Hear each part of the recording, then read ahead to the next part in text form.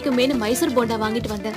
ஒரு சூப்பரான evening snacks tea கடை மைசூர் போண்டா எப்படி செய்யறதுன்னு வாங்க பார்க்கலாம். ஒரு மிக்சிங் பவுல்ல 1/2 கப் தயிர், 1 டேபிள் ஸ்பூன் சீரகம், குட்டி குட்டியா கட் பண்ணி வச்சிருக்க கருவேப்பிலை, பச்சை மிளகாய், இஞ்சி, 1/2 டேபிள் ஸ்பூன் சோடா உப்பு, இதை மட்டும் நல்லா சேர்த்து ஃபர்ஸ்ட் மிக்ஸ் பண்ணிக்கோங்க.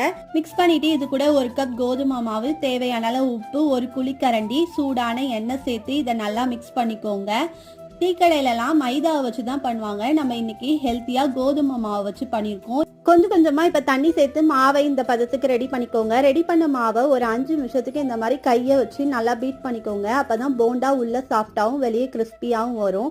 ரெடி பண்ணி ஒரு மணி நேரத்துக்கு ஒரு மூடி போட்டு மூடி வச்சிருங்க.